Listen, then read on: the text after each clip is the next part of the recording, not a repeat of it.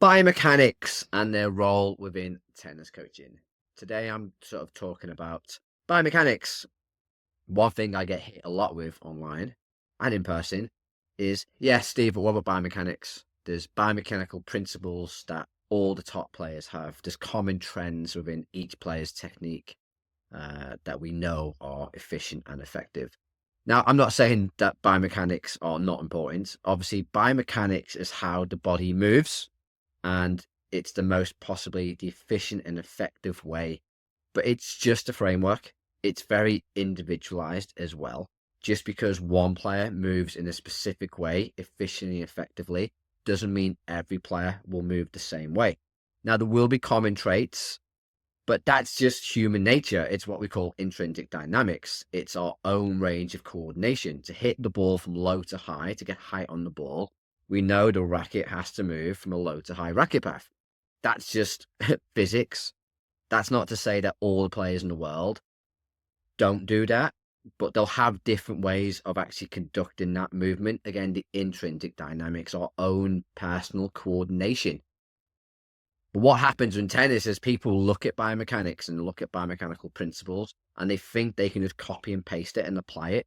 And they'll have a framework of to play, I don't know, at under 10, a player needs to do X, Y, and Z from a biomechanical standpoint, but takes into no consideration whatsoever the physical development of the player or their own personal intrinsic dynamics or their own ways of working or own ways of moving.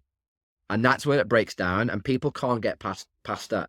They can't get past the whole idea of every player is unique. Every person is unique, not only in their physical developments and their physical build, but how they move and how they interact with an environment.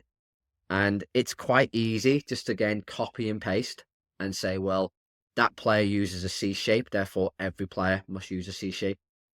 But if you look at any player, the C shape or the preparation on the forehand, how they get their racket back and they have internal, external rotation, the hips and shoulders, whatever you want to call it.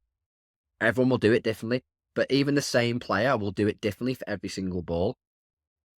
But again, I mentioned this in the lack of knowledge with the social media post the other day, but then this shows a lack of knowledge of tennis coaches.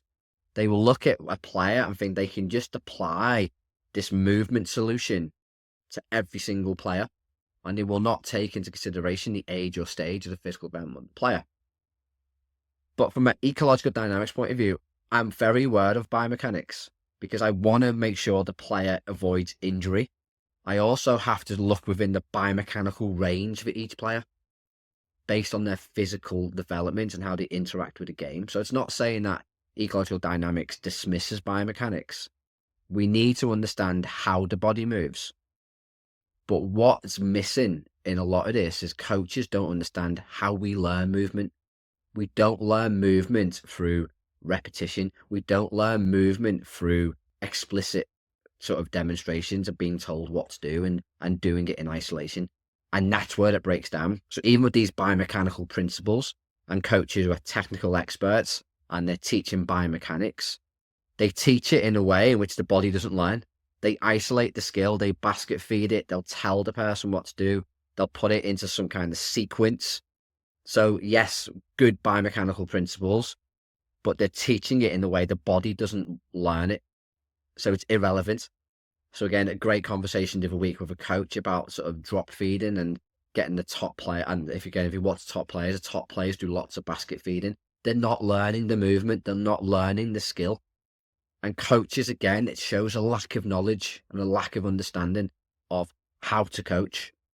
And also shows a lack of understanding of how humans learn movement skill and how humans learn the perception action or the perception movement skills. It's shallow coaching. It's poor. And I've got into lots of conversations this week on this. Because I've been quite proactive or provocative on social media recently, like saying basket drills are useless and stuff like that. And obviously coaches then go, oh, but Sinner, again, a comment this week, Sinner did lots of basket drilling. Yeah, but he's not learning how to move in that basket drill. He's probably just doing a basket drill to get a feel or get some movement before he plays a match. Coaches just think like it's dead easy just to copy and paste. And again, the question asked here, maybe answer in the comments. What's more important, knowing how to move efficiently, effectively, or how we teach how to move efficiently, effectively? Because a lot of tennis coaches, they may have great biomechanical knowledge, they may have good technical knowledge in terms of movement skill, but they don't know how to teach it. And they teach it in a complete opposite way to humans want to learn that skill. So that's today's thought. Apologies, I'm still full of cold. I'm struggling a little bit this week. My voice is a bit croaky. As always, if you like these videos, please like and subscribe to the channel and share it out to your coaching teams as well. Try and share it out in all your social media channels. It just helps the channel grow and gives me a little warm, tingly feeling in my tummy when I see that people are actually watching and engaging with the content. Until tomorrow, speak to you soon.